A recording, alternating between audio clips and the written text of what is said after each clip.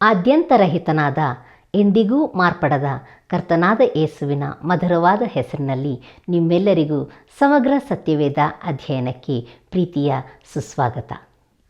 ನಮ್ಮ ಕಳೆದ ಅಧ್ಯಯನದಲ್ಲಿ ಮೊದಲಿಗೆ ಮತ್ತಾಯನ ಸುವಾರ್ತೆಯ 28 ಅಧ್ಯಾಯಗಳಲ್ಲಿರುವ ಪ್ರತಿ ವಿಷಯಗಳನ್ನು ಪಟ್ಟಿ ಮಾಡಿಕೊಂಡೆವು.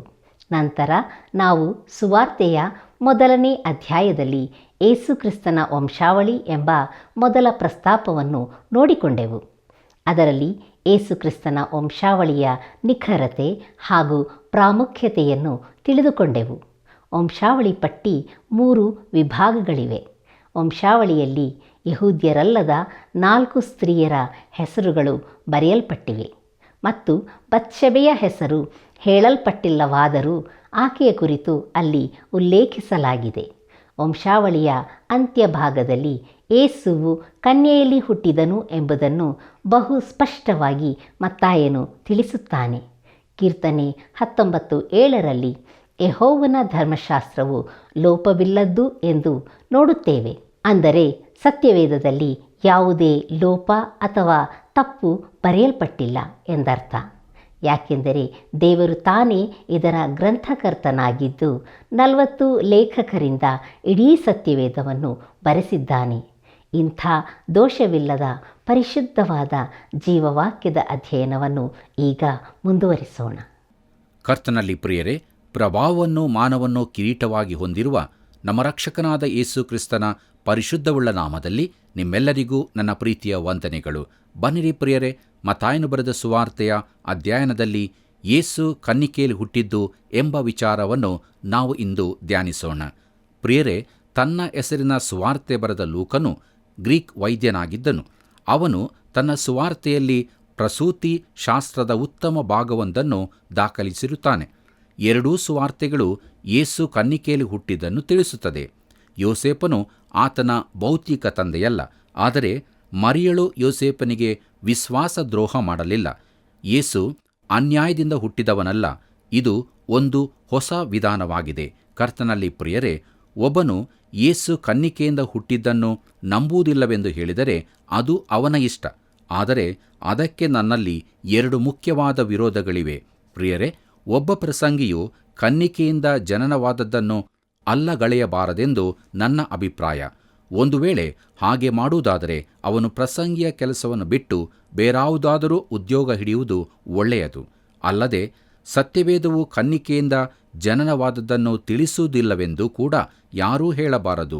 ಚಾರಿತ್ರಿಕ ದಾಖಲೆಯಲ್ಲಿರುವ ಒಬ್ಬನೇ ಯೇಸು ಕ್ರಿಸ್ತನು ಕನ್ನಿಕೆಯಲ್ಲಿಯೇ ಹುಟ್ಟಿದವನು. ಕರ್ತನಲ್ಲಿ ಪ್ರಿಯರೇ, ಆತನು ಕನ್ನಿಕೆಯಲ್ಲಿ ಹುಟ್ಟಿಲ್ಲವೆಂದು ನೀನು ಹೇಳುವುದಾದರೆ ನಿನ್ನಲ್ಲಿರುವ ದಾಖಲೆ ಯಾವುದು? ನೀನು ಮಾನವ ತರ್ಕಕ್ಕೆ ಮೀರಿದ ದಾಖಲೆಯನ್ನು ತೋರಿಸಬೇಕಾಗಿದೆ. ದೈವಶಾಸ್ತ್ರಜ್ಞನಾಗಿ ಕನ್ನಿಕೆಯಿಂದ ಹುಟ್ಟುವುದು ಅಸಂಭವ ಎಂದು ತರ್ಕ ಮಾಡುವುದು ಸುಲಭ. ಈ ಕುರಿತಾಗಿ ದೊಡ್ಡದಾದ ಪ್ರಬಂಧವನ್ನೂ ಬರೆಯಬಹುದು. ಆದರೆ ಇದಕ್ಕೆ ಆಧಾರವಾದ ದಾಖಲೆ ಏನಿದೆ? ಪ್ರಿಯರೇ, ಕೇವಲ ನಿನ್ನ ಮನಸ್ಸಿನ ಕಲ್ಪನೆ, ಮಾತು, ಕಲ್ಪನೆಯ ತರ್ಕದಿಂದ ನೀನು ಹೀಗೆ ನಡೆದಿರಬಹುದು ಎಂದು ಹೇಳಬಹುದು. ಆದರೆ ಆ ರೀತಿ ಹೇಳಲು ನೀನು ಯಾರು? ಕೆಲವು ವರ್ಷಗಳ ಹಿಂದೆ ಚಂದ್ರಯಾನ ಅಸಾಧ್ಯವೆಂದೇ ಎಲ್ಲರೂ ತಿಳಿದಿದ್ದರು.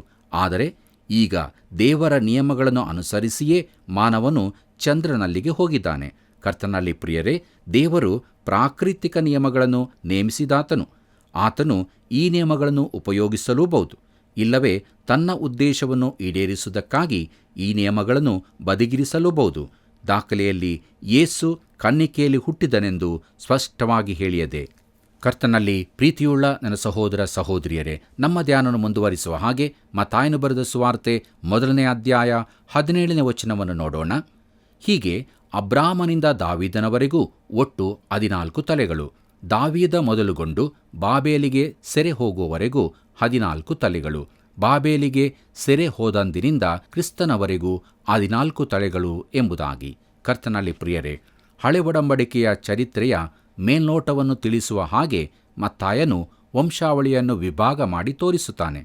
ಒಂದು ಭಾಗ ಅಬ್ರಹಾಮನಿಂದ ದಾವೀದನವರೆಗೆ, ಇನ್ನೊಂದು ಭಾಗ ದಾವೀದನಿಂದ ಬ್ಯಾಬಿಲೋನಿಗೆ ಸರಿಯಾಗಿ ಹೋಗುವವರೆಗೆ, ಮೂರನೆಯ ಭಾಗ ಸೆರೆಯ ಕಾಲದಿಂದ ಯೇಸು ಕ್ರಿಸ್ತನ ಜನನದವರೆಗೆ.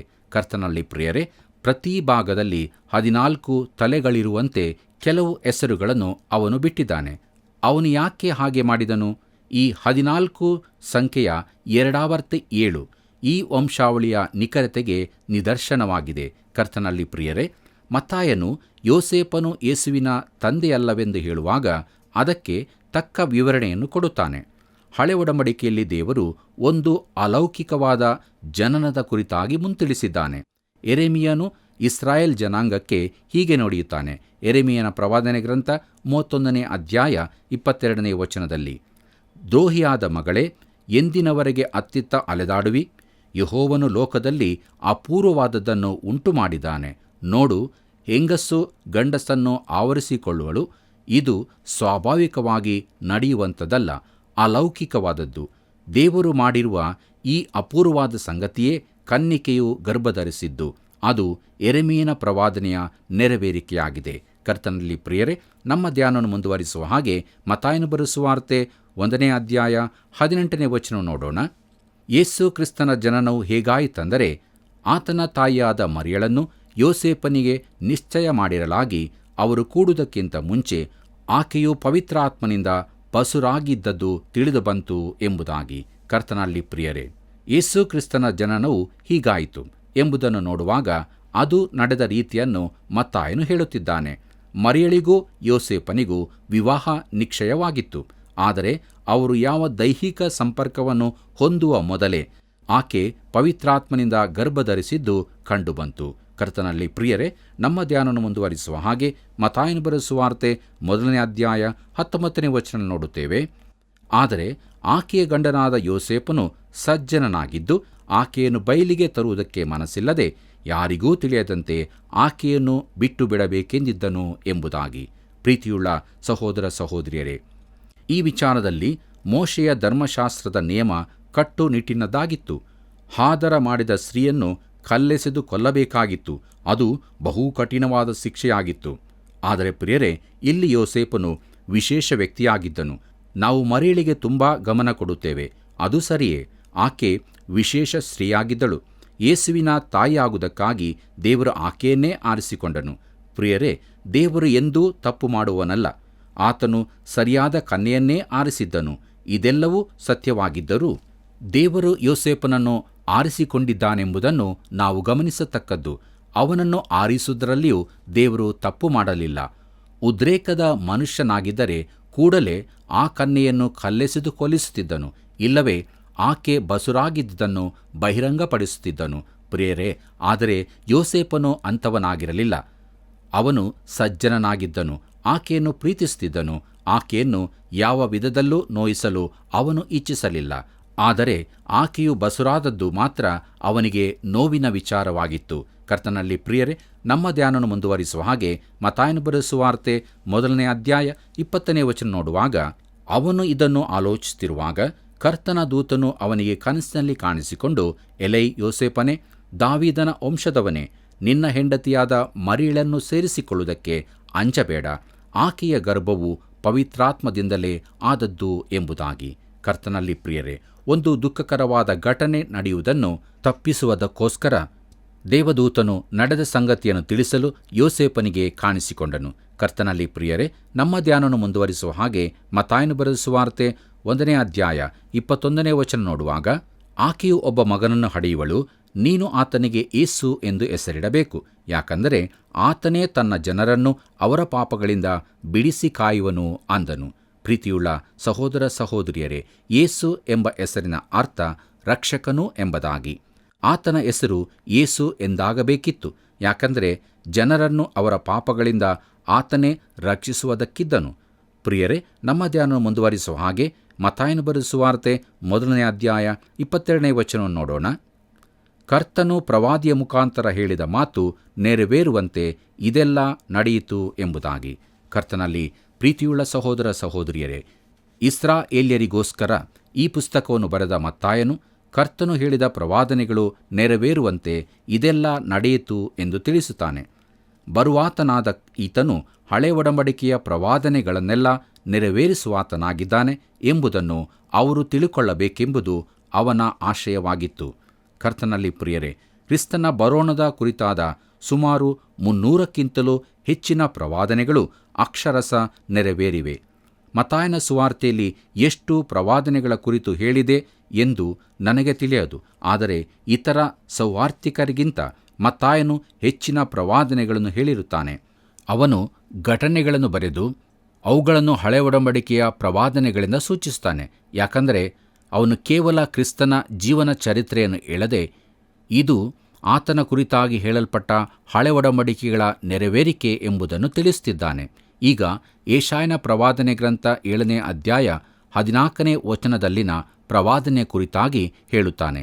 ಕರ್ತನಲ್ಲಿ ಪ್ರಿಯರೇ, ನಮ್ಮ ಧ್ಯಾನ ಮುಂದುವರಿಸುವ ಹಾಗೆ ಮತ್ತಾಯನು ಬರೆದ ಸುವಾರ್ತೆ 1ನೇ ಅಧ್ಯಾಯ 23ನೇ ವಚನವನ್ನು ನೋಡೋಣ. ಈ ಮಾತು ಏನೆಂದರೆ, ಇಗೋ, ಒಬ್ಬ ಕನ್ನಿಕೆಯು ಗರ್ಭಿಣಿಯಾಗಿ ಮಗನನ್ನು ಹಡೆಯುವಳು, ಆತನಿಗೆ ಇಮ್ಮಾನುವೇಲ್ ಎಂದು ಹೆಸರಿಡುವರು ಎಂಬುದು. ದೇವರು ನಮ್ಮ ಕೂಡ ಇದ್ದಾನೆಂದು ಆ ಹೆಸರಿನ ಅರ್ಥ ಎಂಬುದಾಗಿ. ಕರ್ತನಲ್ಲಿ ಪ್ರಿಯರೇ, ಇದು ಅತಿ ಪ್ರಾಮುಖ್ಯವಾದ ಅಂಶವಾಗಿರುವುದರಿಂದ ಇದನ್ನು ಸ್ವಲ್ಪ ನೋಡೋಣ. ಉದಾರವಾದಿಗಳು ಕ್ರಿಸ್ತನು ಕನ್ನಿಕೆಯಿಂದ ಜನನವಾದದ್ದನ್ನು ಅಲ್ಲಗಳೆಯುತ್ತಾರೆ. ಸತ್ಯವೇದವು ಕ್ರಿಸ್ತನ ಕನ್ನಿಕಾ ಜನನದ ಕುರಿತು ಹೇಳುವುದೇ ಇಲ್ಲವೆಂದು ಅವರು ಹೇಳುತ್ತಾರೆ. ಕರ್ತನಲ್ಲಿ ಪ್ರಿಯರೇ, ಮತ್ತಾಯನು ಬರೆದ ಸುವಾರ್ತೆ 1ನೇ ಅಧ್ಯಾಯ 23ನೇ ವಚನದಲ್ಲಿ, ಇಗೋ, ಒಬ್ಬ ಕನ್ನಿಕೆಯು ಗರ್ಭಿಣಿಯಾಗಿ ಮಗನನ್ನು ಹಡೆಯುವಳು, ಆತನಿಗೆ ಇಮ್ಮಾನುವೇಲ್ ಎಂದು ಹೆಸರಿಡುವರು ಎಂಬುದನ್ನು ನೋಡುತ್ತೇವೆ. ಪ್ರಿಯರೇ, ದೇವರು ನಮ್ಮ ಕೂಡ ಇದ್ದಾನೆಂದು ಆ ಹೆಸರಿನ ಅರ್ಥ ಎಂಬುದಾಗಿಯೂ ಬರೆಯಲ್ಪಟ್ಟಿದೆ. ಕರ್ತನಲ್ಲಿ ಪ್ರಿಯರೇ, ನಮ್ಮ ಧ್ಯಾನವನ್ನು ಮುಂದುವರಿಸುವ ಹಾಗೆ ಯೆಶಾಯನ ಪ್ರವಾದನೆ ಗ್ರಂಥ 7ನೇ ಅಧ್ಯಾಯಕ್ಕೆ ಹಿಂತಿರುಗೋಣ. ಇದು ಅಹಾಜನ ರಾಜ್ಯಭಾರದ ಕಾಲ. ಅವನು ದೇವರಿಂದ ದೂರವಿದ್ದ ಅರಸರಲ್ಲಿ ಒಬ್ಬನಾಗಿದ್ದನು. ಅವನು ಕೆಟ್ಟ ರಾಜನೆಂದು ಹೇಳಲ್ಪಟ್ಟಿದ್ದಾನೆ. ದೇವರು ತನ್ನ ಸಂದೇಶದೊಂದಿಗೆ ಯೆಶಾಯನನ್ನು ಕಳುಹಿಸಿದಾಗ ಅರಸನು ಯೆಶಾಯನ ಮಾತುಗಳಿಗೆ ಕಿವಿಗೊಡಲಿಲ್ಲ. ಯೆಶಾಯನ ಪ್ರವಾದನೆ ಗ್ರಂಥ 7ನೇ ಅಧ್ಯಾಯ 10ನೇ ವಚನದಿಂದ 12ನೇ ವಚನದಲ್ಲಿ ಇರುವ ಹಾಗೆ, ದೇವರು ಅಹಾಜನೊಡನೆ ಒಂದು ಗುರುತನ್ನು ಕೇಳಿಕೊಳ್ಳುವಂತೆ ಹೇಳಿದರೂ ಅಹಾಜನು ಅದನ್ನು ನಿರಾಕರಿಸಿದನು. ಅಹಾಜನು ದೇವರನ್ನು ನಂಬದವನಾದ್ದರಿಂದ ಯೆಶಾಯನ ಮಾತನ್ನು ತಿರಸ್ಕರಿಸಿದನು. ಆಗ ಯೆಶಾಯನು, ನೀನು ಕೇಳಿಕೊಂಡರೂ ಕೇಳಿಕೊಳ್ಳದಿದ್ದರೂ ದೇವರು ನಿನಗೆ ಒಂದು ಗುರುತನ್ನು ಕಾಣಿಸಲಿದ್ದಾನೆ. ಇಗೋ, ಒಬ್ಬ ಕನ್ನಿಕೆಯು ಗರ್ಭಿಣಿಯಾಗಿ ಮಗನನ್ನು ಹಡೆದು ಅವನಿಗೆ ಇಮ್ಮಾನುವೇಲ್ ಎಂದು ಹೆಸರಿಡುವಳು ಎಂದು ಹೇಳಿದನು. ಖಂಡಿತವಾಗಿಯೂ ತರುಣಿಯು ಮಗನನ್ನು ಹೆರುವ ವಿಚಾರ ಅಹಾಜನಿಗೆ ಒಂದು ವಿಶೇಷವಾದ ಸಂಗತಿಯಾಗಿರಲಿಲ್ಲ. ಆದರೆ ಕನ್ನಿಕೆಯು ಗರ್ಭಿಣಿಯಾಗಿ ಮಗನನ್ನು ಹೆರುವುದು ನಿಜವಾದ ಒಂದು ವಿಶೇಷದ ಗುರುತಾಗಿರುತ್ತದೆ. ಕರ್ತನಲ್ಲಿ ಪ್ರಿಯರೇ, ಹಳೆ ಒಡಂಬಡಿಕೆಯಲ್ಲಿ ಆಲ್ಮಾ ಎಂಬ ಶಬ್ದ ಯಾವಾಗಲೂ ಕನ್ನಿಕೆ ಎಂಬುದಾಗಿಯೇ ಭಾಷಾಂತರವಾಗಿದೆ. ಈಸಾಕನೊಂದಿಗೆ ವಿವಾಹವಾಗುವ ಮೊದಲು ರೆಬೆಕ್ಕಳನ್ನು ಆಲ್ಮಾ, ಕನ್ನಿಕೆ ಎಂದೇ ಕರೆಯಲಾಗಿದೆ. ನಾನು ಒಬ್ಬ ಇಬ್ರಿಯ ಭಾಷೆಯ ಪಂಡಿತನೊಡನೆ ಈ ಕುರಿತು ಕೇಳಿದೆ. ಅದಕ್ಕವನು, ತಂದೆಯೊಬ್ಬನು ತನ್ನ ವಿವಾಹಿತ ಮಗಳ ಕುರಿತಾಗಿ ಈ ತರುಣಿ ನನ್ನ ಮಗಳು ಎಂದು ಹೇಳಿದರೆ ಅದರರ್ಥ ಆಕೆ ಕನ್ನಿಕೆ ಎಂಬುದಾಗಿಯೇ ಅಲ್ಲವೇ ಎಂದನು. ಯೇಸು ಕ್ರಿಸ್ತನು ಕನ್ನಿಕೆಯಿಂದ ಹುಟ್ಟಿದ್ದನ್ನು ಅಲ್ಲಗಳೆಯುವವರು ದೇವಕುಮಾರನ ಸನ್ನಿಧಿಗೆ ಬರುವಾಗ ಹೇಗಾದೀತು? ತಾವು ಆತನ ಕುರಿತಾಗಿ ಆಡಿದ ಮಾತುಗಳನ್ನು ಆಡದಿದ್ದರೆ ಒಳ್ಳೆಯದಿತ್ತೆಂದು ನೆನೆಸುವರು. ಕರ್ತನಲ್ಲಿ ಪ್ರಿಯರೇ, ಸೆಪ್ಟುವಾಜಿಂಟಿನಲ್ಲಿ ಕೂಡ ಆಲ್ಮಾ ಎಂಬ ಶಬ್ದಕ್ಕೆ ಕನ್ನಿಕೆ ಎಂದೇ ಅರ್ಥ ತಿಳಿಸಲ್ಪಟ್ಟಿದೆ.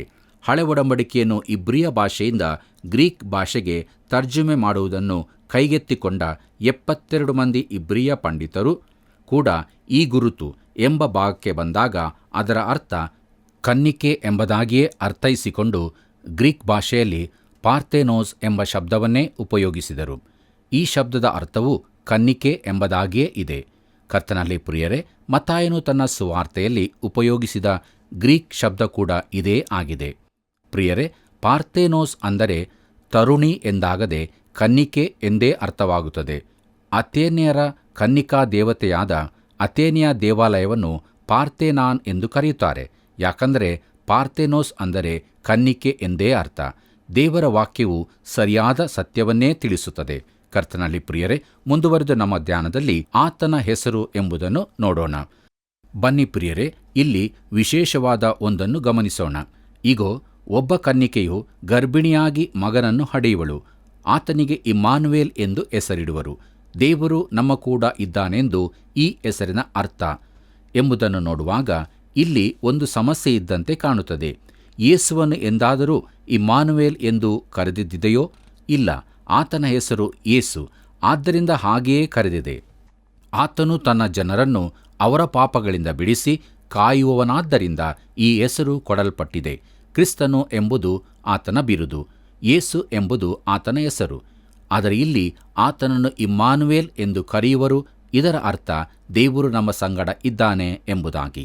ಕರ್ತನಲ್ಲಿ ಪ್ರೀತಿಯುಳ್ಳ ಸಹೋದರ ಸಹೋದರಿಯರೇ, ಸತ್ಯವೇದದಲ್ಲಿನ ಅದ್ಭುತ ಸಂಗತಿಯೊಂದನ್ನು ನಾವು ಇಲ್ಲಿ ಕಾಣುತ್ತೇವೆ. ಇಮ್ಮಾನುವೇಲ್ ಅಂದರೆ ದೇವರು ನಮ್ಮ ಕೂಡ ಇದ್ದಾನೆ ಎಂದು. ಆತನು ನಮ್ಮ ಕೂಡ ಇರುವ ಇಮ್ಮಾನುವೇಲ್ ಆಗಿರಬೇಕಾದರೆ ಆತನು ಕನ್ನಿಕೆಯಿಂದ ಹುಟ್ಟಿದವನಾಗಿಯೇ ಇರಬೇಕು. ಅದೊಂದೇ ಮಾರ್ಗ. ಮತ್ತು ಆತನು ಇಮ್ಮಾನುವೇಲನಾಗಿರದಿದ್ದರೆ ಆತನು ಯೇಸು ರಕ್ಷಕನಾಗಿರಲು ಸಾಧ್ಯವಿಲ್ಲ. ಆತನು ನಮ್ಮ ಸಂಗಡ ಇರುವ ದೇವರಾದ್ದರಿಂದಲೇ ಆತನನ್ನು ಯೇಸು ರಕ್ಷಕನು ಎಂದು ಕರೆಯಬಹುದು. ಈ ಭೂಲೋಕಕ್ಕೆ ಇಳಿದು ಬಂದಾತನ ಕುರಿತಾದ ಈ ಸತ್ಯವು ಸತ್ಯವೇದದಲ್ಲಿನ ಅತಿ ಅದ್ಭುತವಾದ ವಿಚಾರವಾಗಿದೆಯಲ್ಲವೇ? ದೇವರಿಗೆ ಇದರಿಂದ ಮಹಿಮೆಯಾಗಲಿ. ಬನ್ನಿ ಪ್ರಿಯರೇ, ಮುಂದುವರೆದು ನಮ್ಮ ಧ್ಯಾನದಲ್ಲಿ ಇಬ್ರಿಯರಿಗೆ ಬರೆದ ಪತ್ರಿಕೆ 2ನೇ ಅಧ್ಯಾಯ 9ನೇ ವಚನದಲ್ಲಿ ಬರೆದದ್ದನ್ನು ನೋಡೋಣ. ಅಲ್ಲಿ ಹೀಗೆ ನೋಡುತ್ತೇವೆ: ಆದರೂ ದೇವದೂತರಿಗಿಂತ ಸ್ವಲ್ಪ ಕಡಿಮೆಯಾಗಿ ಮಾಡಲ್ಪಟ್ಟ ಒಬ್ಬಾತನು, ಅಂದರೆ ಯೇಸುವು, ಪ್ರಭಾವವನ್ನು ಮಾನವನ್ನು ಕಿರೀಟವಾಗಿ ಹೊಂದಿರುವುದನ್ನು ನಾವು ನೋಡುತ್ತೇವೆ. ಮೃತಪಟ್ಟದ್ದರಿಂದಲೇ ಮಾನ ಪ್ರಭಾವಗಳನ್ನು ಹೊಂದಿದನು. ಆತನು ದೇವರ ಕೃಪೆಯಿಂದ ಎಲ್ಲರಿಗೋಸ್ಕರ ಮರಣವನ್ನು ಅನುಭವಿಸಬೇಕಾಗಿತ್ತು. ಕರ್ತನಲ್ಲಿ ಪ್ರಿಯರೇ, ಆತನು ದೇವರಿಂದ ಸ್ವೀಕೃತವಾಗಬೇಕಾದ ಯಜ್ಞವಾಗಬೇಕಿತ್ತು. ನಾನು ಲೋಕದ ಪಾಪಕ್ಕಾಗಿ ಸಾಯಲು ಆಗುವುದಿಲ್ಲ, ನಾನು ನನ್ನ ಪಾಪದ ಬಿಡುಗಡೆಗಾಗಿಯೂ ಸಾಯಲು ಸಾಧ್ಯವಿಲ್ಲ. ಆದರೆ ಪ್ರಿಯರೇ, ಕ್ರಿಸ್ತನಿಗೆ ಇದು ಸಾಧ್ಯವಿತ್ತು. ಯೇಸು ರಕ್ಷಕನಾಗಲು ಹೇಗೆ ಸಾಧ್ಯ? ಯಾಕಂದರೆ ಆತನು ಇಮ್ಮಾನುವೇಲನಾಗಿದ್ದಾನೆ, ನಮ್ಮೊಂದಿಗಿರುವ ದೇವರು. ಆತನು ನಮ್ಮೊಂದಿಗೆ ಹೇಗೆ ಸೇರಿಕೊಂಡನು? ಕನ್ಯೆಯಲ್ಲಿ ಜನಿಸುವುದರ ಮೂಲಕ. ಆತನ ಹೆಸರು ಯೇಸು ಎಂದಾಯಿತು. ಆತನನ್ನು ಇಮ್ಮಾನುವೇಲ್ ಎಂದು ಕರೆಯಲಿಲ್ಲ. ಆದರೆ ಆತನು ನಮ್ಮೊಂದಿಗಿರುವ ದೇವರು. ಇಮ್ಮಾನುವೇಲನಾಗಿರದೆ ಹೊರತು ನಾವು ಆತನನ್ನು ಯೇಸು ಎಂದು ಕರೆಯಲು ಸಾಧ್ಯವಿಲ್ಲ. ಲೋಕದ ರಕ್ಷಕನಾಗಿರಬೇಕಾದರೆ ಆತನು ಇಮ್ಮಾನುವೇಲನಾಗಿರಬೇಕು. ಆದ್ದರಿಂದಲೇ ಕನ್ಯೆಯ ಮುಖಾಂತರದ ಜನನ ಮುಖ್ಯವಾದದ್ದಾಗಿತ್ತು. ಕರ್ತನಲ್ಲಿ ಪ್ರಿಯರೇ, ಒಬ್ಬನು ಕ್ರೈಸ್ತ ವಿಶ್ವಾಸಿಯಾಗಿದ್ದು ಕನ್ಯೆಯ ಮೂಲದ ಜನನವನ್ನು ಅಲ್ಲಗಳೆಯಬಹುದೋ? ಕ್ರಿಸ್ತನ ಕುರಿತು ಚೆನ್ನಾಗಿ ತಿಳಿಯದೆ ಕೂಡ ಆತನನ್ನು ರಕ್ಷಕನನ್ನಾಗಿ ಸ್ವೀಕರಿಸಲು ಸಾಧ್ಯವಿದೆ. ಈ ವಿಚಾರ ಸತ್ಯವೇದದಲ್ಲಿದೆ ಎಂಬುದನ್ನು ನಾವು ತಿಳಿಯದೇ ಇರಲೂ ಸಾಧ್ಯ. ಆದರೆ ನೀನು ದೇವರ ಮಗುವಾದ ಬಳಿಕ ನೀನು ಯೇಸುವು ಕನ್ಯೆಯಲ್ಲಿ ಜನಿಸಿದನೆಂಬುದನ್ನು ಅಲ್ಲಗಳೆಯಲಾರಿ. ರಕ್ಷಣೆ ಹೊಂದಬೇಕಾದರೆ ಇದನ್ನು ತಿಳಿದಿರಲೇಬೇಕೆಂದಿಲ್ಲ. ಆದರೆ ದೇವರ ಮಗುವಾಗಿ ನೀನು ಈ ಸತ್ಯವನ್ನು ಅಲ್ಲಗಳೆಯಲಾರದು. ಆದ್ದರಿಂದಲೇ ಕನ್ಯೆಯಲ್ಲಿನ ಜನನ ಅತೀ ಪ್ರಾಮುಖ್ಯವಾದದ್ದು. ಕರ್ತನಲ್ಲಿ ಪ್ರಿಯರೇ, ಇದು ಒಂದು ತತ್ವ ಸಿದ್ಧಾಂತದಂತೆ ಕಾಣುತ್ತದೋ? ಇರಬಹುದು. ಆದರೆ ಇದು ಬಹು ಪ್ರಾಮುಖ್ಯವಾದದ್ದಾಗಿದೆ. ಭೂಮಿಗಿಳಿದು ಬಂದು ನಮ್ಮನ್ನು ರಕ್ಷಿಸಬಲ್ಲ ಒಬ್ಬ ರಕ್ಷಕನು ನಮಗೆ ಬೇಕಾಗಿದ್ದಾನೆ. ಆತನು ತನ್ನ ತರಹದ ಇನ್ನೊಬ್ಬ ಮಾನವನಾಗಿರುವುದಾದರೆ ಆತನು ನನಗೆ ಹೆಚ್ಚಿನ ಸಹಾಯ ನೀಡಲು ಶಕ್ತನಲ್ಲ. ಆದರೆ ಆತನು ನಮ್ಮೊಂದಿಗಿರುವ ದೇವರು. ಇಮ್ಮಾನುವೇಲನಾಗಿರುವುದಾದರೆ, ಕನ್ಯೆಯಲ್ಲಿ ಜನಿಸಿದವನಾದರೆ ಆತನು ನನ್ನ ರಕ್ಷಕನು. ಆತನು ನಿನ್ನ ರಕ್ಷಕನೂ ಆಗಿದ್ದಾನೋ? ನಮಗಾಗಿ ಮರಣವನ್ನು ಅನುಭವಿಸಿ ನಮಗಾಗಿ ಕ್ರೂಜೆಯಲ್ಲಿ ಬಿಡುಗಡೆಯ ಮರಣವನ್ನು ಹೊಂದುವುದಕ್ಕಾಗಿ ಆತನು ನಮ್ಮ ಮಾನವ ರೂಪವನ್ನು ಧರಿಸಿಕೊಂಡನು. ಕರ್ತನಲ್ಲಿ ಪ್ರಿಯರೇ, ಇಲ್ಲಿಗೆ ಮತ್ತಾಯನು ಬರೆದ ಸುವಾರ್ತೆಯ 1ನೇ ಅಧ್ಯಾಯದ ಧ್ಯಾನವನ್ನು ಮುಗಿಸಿದೆವು. ಬಹು ಅಮೂಲ್ಯವಾದ ಸತ್ಯವನ್ನು ದೇವರಾತ್ಮನು ನಮಗೆ ತಿಳಿಸಿದ್ದಾನೆ. ದೇವರಿಗೆ ಮಹಿಮೆಯಾಗಲಿ. ಬನ್ನಿ ಪ್ರಿಯರೇ, ನಮ್ಮ ಧ್ಯಾನದಲ್ಲಿ ಮುಂದುವರಿಸುವಾಗ ಮತ್ತಾಯನು ಬರೆದ ಸುವಾರ್ತೆ 2ನೇ ಅಧ್ಯಾಯ ಧ್ಯಾನವನ್ನು ಪ್ರಾರಂಭಿಸೋಣ. 2ನೇ ಅಧ್ಯಾಯದ ಮುಖ್ಯ ಪ್ರಸ್ತಾಪ: ಕರ್ತನಾದ ಯೇಸುವಿನ ಜನನದ ಬಳಿಕ ಜೋಯಿಸರ ಭೇಟಿ, ಐಗುಪ್ತಕ್ಕೆ ಓಡಿ ಹೋದದ್ದು, ನಜರೇತಿಗೆ ಹಿಂತಿರುಗಿದ್ದು ಎಂಬುದಾಗಿ. ಕರ್ತನಲ್ಲಿ ಪ್ರಿಯರೇ, ಈ ಎಲ್ಲ ವಿವರಗಳು ನಡೆದ ಘಟನೆಗಳ ಚಾರಿತ್ರಿಕ ದಾಖಲೆಯಾಗಿತ್ತು. ಆದರೆ ಇವೆಲ್ಲವುಗಳ ಹಿಂದೆ ಒಂದು ವಿಶೇಷವಾದ ಸತ್ಯ ಅಡಗಿದೆ.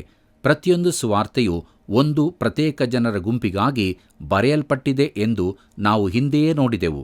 ಕರ್ತನಲ್ಲಿ ಪ್ರಿಯರೇ, ಮತ್ತಾಯನ ಸುವಾರ್ತೆಯು ಇಸ್ರಾಯೇಲ್ಯರಿಗಾಗಿ ಬರೆಯಲ್ಪಟ್ಟಿದೆ. ಅದು ಧಾರ್ಮಿಕ ಜನರಿಗಾಗಿದೆ. ಇಲ್ಲಿ 4 ಪ್ರವಾದನೆಗಳು ನೆರವೇರಿದ್ದರ ಕುರಿತಾಗಿ ಓದುತ್ತೇವೆ. ಯೇಸುವಿನ ಜನನದಲ್ಲಿ ಹಳೆ ಒಡಂಬಡಿಕೆಯ ಪ್ರವಾದನೆಗಳು ಹೇಗೆ ನೆರವೇರಿದವು ಎಂಬುದನ್ನು ತಿಳಿಸಲಿಕ್ಕಾಗಿ ಈ ಅಧ್ಯಾಯ ಬರೆಯಲ್ಪಟ್ಟಿರಬಹುದು. ಈ ಪ್ರವಾದನೆಗಳೆಲ್ಲ ಹೇಗೆ ನೆರವೇರಬಹುದೆಂಬ ಆಸಕ್ತಿಯುಳ್ಳ ಅನೇಕರು ಯೇಸುವಿನ ದಿನಗಳಲ್ಲಿದ್ದಿರಬಹುದು. ಅವು ನೆರವೇರುವುದು ಅಸಾಧ್ಯವಲ್ಲವಾದರೂ ಕಷ್ಟಸಾಧ್ಯವಾಗಿತ್ತು.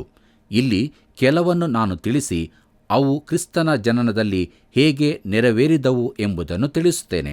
ಅವುಗಳಲ್ಲಿ ಮೊದಲನೆಯದು, ಆತನು ಬೆತ್ಲೆಹೇಮಿನಲ್ಲಿ ಜನಿಸಿದ್ದು. ಮೀಕನ ಪ್ರವಾದನೆ ಗ್ರಂಥ 5ನೇ ಅಧ್ಯಾಯ 2ನೇ ವಚನ. ಎರಡನೆಯದು, ಆತನನ್ನು ಐಗುಪ್ತದೊಳಗಿಂದ ಕರೆಯಬೇಕಾಯಿತು. ಹೋಶೇಯನ ಪ್ರವಾದನ ಗ್ರಂಥ 11ನೇ ಅಧ್ಯಾಯ 1ನೇ ವಚನ. ಮೂರನೆಯದು, ರಾಮಾದಲ್ಲಿ ಗೋಳಾಟವೂ ಉಂಟಾಯಿತು. ಯೆರೆಮೀಯನ ಪ್ರವಾದನೆ ಗ್ರಂಥ 31ನೇ ಅಧ್ಯಾಯ 15ನೇ ವಚನ. ನಾಲ್ಕನೆಯದಾಗಿ, ಆತನು ಈಶಾಯನ ಮೂಲದಿಂದ ಬಂದವನಾಗಿದ್ದು ನಜರಾಯನೆಂಬ ಹೆಸರು ಆತನಿಗೆ ಬರುವುದು ಎಂಬುದಾಗಿ ಯೆಶಾಯನ ಪ್ರವಾದನೆ ಗ್ರಂಥ 11ನೇ ಅಧ್ಯಾಯ 1ನೇ ವಚನದಲ್ಲಿ ನೋಡುತ್ತೇವೆ. ಕರ್ತನಲ್ಲಿ ಪ್ರಿಯರೇ, ಇಂದಿನ ಕಾರ್ಯಕ್ರಮದ ಅಂತ್ಯಭಾಗಕ್ಕೆ ನಾವು ಬಂದಿದ್ದೇವೆ. ಕರ್ತನಲ್ಲಿ ಪ್ರಿಯರೇ, ನಮ್ಮ ಧ್ಯಾನದಲ್ಲಿ ಮುಂದುವರಿದು ನಾವು ನೋಡುವಾಗ, ಕ್ರಿಸ್ತನು ಬೆತ್ಲೆಹೇಮಿನಲ್ಲಿ ಹುಟ್ಟಬೇಕಾಗಿರುವುದರಿಂದ ಯೆರೂಸಲೇಮಿನಿಂದ ತುಂಬಾ ದೂರವಿದ್ದ ರಾಮಾದಲ್ಲಿ ಯಾಕೆ ಗೋಳಾಟ ಉಂಟಾಯಿತು ಮತ್ತು ಬೆತ್ಲೆಹೇಮಿನಲ್ಲಿ ಹುಟ್ಟಿದವನಾದರೂ ನಜರಾಯನೆಂಬ ಹೆಸರು ಯಾಕೆ ಆತನಿಗೆ ಬಂತು? ಆತನು ಐಗುಪ್ತದಿಂದ ಯಾಕೆ ಕರೆಯಲ್ಪಡಬೇಕು? ಒಂದು ಚಿಕ್ಕ ಮಗುವಿನಲ್ಲಿ ಈ ಎಲ್ಲ ಪ್ರವಾದನೆಗಳು ಹೇಗೆ ನೆರವೇರುತ್ತವೆ? ಪ್ರಿಯರೇ, ಇವು ಹೇಗೆ ಅಕ್ಷರಶಃ ನೆರವೇರಿದವು ಎಂಬುದನ್ನು ಮತ್ತಾಯನು ನಿಖರವಾಗಿ ತಿಳಿಸುತ್ತಾನೆ. ದೇವರು ಅದು ನೆರವೇರುತ್ತದೆಂದು ಹೇಳಿದ ರೀತಿಯಲ್ಲಿಯೇ ಎಲ್ಲವೂ ನಡೆದು ಬಂತು. ಕರ್ತನಲ್ಲಿ ಪ್ರೀತಿಯುಳ್ಳ ಸಹೋದರ ಸಹೋದರಿಯರೇ, ಈ ದಿನಗಳಲ್ಲಿ ಕ್ರಿಸ್ತನ ಎರಡನೇ ಬರೋಣದ ಕುರಿತಾಗಿ ಅನೇಕ ಪ್ರವಾದನೆಗಳು ಪ್ರಚಲಿತವಿದ್ದು ಅವುಗಳು ಹೇಗೆ ನೆರವೇರಬಹುದೆಂದು ನಮಗೆ ತಿಳಿಯುವುದು ಕಷ್ಟ ಸಾಧ್ಯವೇ ಆಗಿದೆ. ಆದರೆ ಪ್ರತಿಯೊಂದು ಕ್ರಮವಾಗಿ ನೆರವೇರುತ್ತಾ ಇದ್ದು ಎಲ್ಲವೂ ಕ್ರಮವಾಗಿ ನೆರವೇರುತ್ತವೆಂದು ತಿಳಿಯಬಹುದು. ಪ್ರಿಯರೇ, ನಮಗೆ ಈ ಲೋಕದಲ್ಲಿ ಅವು ಒಂದು ಮರ್ಮವಾಗಿ ಕಂಡುಬಂದರೂ ನಾವು ಆತನ ಸನ್ನಿಧಾನಕ್ಕೆ ಹೋಗುವಾಗ ಆತನ ಪ್ರಥಮ ಬರೋಣದ ಕುರಿತಾಗಿನ ಪ್ರವಾದನೆಗಳು ನೆರವೇರಿದಂತೆ ಎರಡನೇ ಬರೋಣದ ಕುರಿತ ಪ್ರವಾದನೆಗಳು ನೆರವೇರಿದವು ಎಂದು ತಿಳಿದುಬರುತ್ತವೆ. ಪ್ರಿಯರೇ, ರಹಸ್ಯದಲ್ಲಿನ ಪ್ರತಿಯೊಂದು ಎಳೆಯೂ ಅಷ್ಟು ಕ್ರಮವಾಗಿ ಜೋಡಿಸಲ್ಪಟ್ಟು ನಮಗೆ ಇದು ಯಾಕೆ ತಿಳಿಯಲಿಲ್ಲ ಎಂದು ನಾವು ಆಶ್ಚರ್ಯಪಡಲಿಕ್ಕಿದೆ. ಕರ್ತನಲ್ಲಿ ಪ್ರಿಯರೇ, ಕ್ರಿಸ್ತನ ಎರಡನೆಯ ಬರೋಣವು ಅತೀ ಸಮೀಪದಲ್ಲಿ ಇರುವುದರಿಂದ ನಾವೆಲ್ಲರೂ ನಂಬಿಕೆಯಲ್ಲಿ ದೃಢಚಿತ್ತದಿಂದ ಅನುದಿನವೂ ಸಿದ್ಧರಾಗಿ ನಮಗೆ ನೇಮಕವಾದ ಓಟವನ್ನು ಸ್ಥಿರಚಿತ್ತದಿಂದ ಓಡೋಣ. ಕರ್ತನ ಕೃಪೆಯು ಸದಾ ನಿಮ್ಮೊಂದಿಗಿರಲಿ. ಪ್ರಿಯರೇ, ಇದುವರೆಗೆ ಯೇಸುವಿನ ಕನ್ಯಾಜನನದ ಕುರಿತು ಅಧ್ಯಯನ ಮಾಡಿದೆವು. ಲೂಕನು ಸಹ ಇದನ್ನು ಪ್ರತಿಪಾದಿಸುವ ರೀತಿಯಲ್ಲಿ ಕೇಳಿಕೊಂಡೆವು. ಬಹು ಅತ್ಯದ್ಭುತವಾದ ಅಪರೂಪದ ವಿವರಣೆಗಳನ್ನು ನೋಡಿಕೊಂಡೆವು. ದೇವರು, ಮರಿಯಳು ಹಾಗೂ ಯೋಸೇಫನು ಯೇಸುವಿನ ತಂದೆ ತಾಯಿಗಳಾಗಿ ಆಯ್ಕೆ ಮಾಡುವುದಕ್ಕೆ ಆತ್ಮೀಕ ಕಾರಣವನ್ನು ಚರ್ಚಿಸಿದೆವು. ಆತನು ಯೇಸು ಆಗುವುದಕ್ಕಿಂತ ಮೊದಲು ಇಮ್ಮಾನುವೇಲ್ ಆಗಬೇಕಾಗಿರುವುದು ಎಷ್ಟು ಪ್ರಾಮುಖ್ಯವಾಗಿದೆ ಅಲ್ಲವೇ? ದೇವರು ನಮ್ಮ ಕೂಡ ಇದ್ದಾನೆ ಎಂಬ ಅರ್ಥವನ್ನು ಹೊಂದಿರುವ ಇಮ್ಮಾನುವೇಲ್ ಹೆಸರಿನ ಯೇಸುವು ನಮ್ಮ ರಕ್ಷಕನಾಗಿದ್ದಾನೆ. ಹೌದು, ನಿಮ್ಮ ಪಾಪಗಳಿಗಾಗಿ ಶಿಲುಬೆಯನ್ನೇರಿ ನಮ್ಮೆಲ್ಲರ ಶಿಕ್ಷೆಯನ್ನು ಆತನು ತಾನೇ ಹೊತ್ತು ತೀರಿಸಿದ್ದಾನೆ. ಮತ್ತಾಯನ ಸುವಾರ್ತೆ 2ನೇ ಅಧ್ಯಾಯದಲ್ಲಿ ಕರ್ತನಾದ ಯೇಸುವಿನ ಜನನದ ನಂತರ ಜೋಯಿಸರ ಭೇಟಿ, ಐಗುಪ್ತಕ್ಕೆ ಓಡಿಹೋದದ್ದು ಮತ್ತು ನಜರೇತಿಗೆ ಹಿಂದಿರುಗಿದ್ದು ಎಂಬ ಪ್ರಸ್ತಾಪಗಳಿವೆ. ಅಧ್ಯಯನದ ಅಂತ್ಯಭಾಗದಲ್ಲಿ ಅನೇಕ ಅತ್ಯುತ್ತಮವಾದ ಪ್ರಶ್ನೆಗಳಿಗೆ ಮತ್ತಾಯನು ಅಕ್ಷರಶಃ ಉತ್ತರಗಳನ್ನು ನೀಡುತ್ತಾನೆ ಎಂಬ ವಿಚಾರವನ್ನು ಗಮನಿಸಿದೆವು. ಇಡೀ ಮತ್ತಾಯನ ಸುವಾರ್ತೆಯು ನಮಗೆ ಒಂದು ಉನ್ನತವಾದ ರೀತಿಯಲ್ಲಿ ಯೇಸು ಪ್ರಭುವಿನ ಬಗ್ಗೆ ವಿವರಿಸುತ್ತದೆ. ಹೀಗೆ ಕಲಿಯುತ್ತಾ ಮುಂದೆ ಸಾಗೋಣ. ಯಾವಾಗಲೂ ಪ್ರತಿಯೊಬ್ಬರ ಕೂಡ ಇರಲು ಬಯಸುವ ದೇವರು ನಿಮ್ಮೆಲ್ಲರೊಂದಿಗೆ ಇರಲಿ.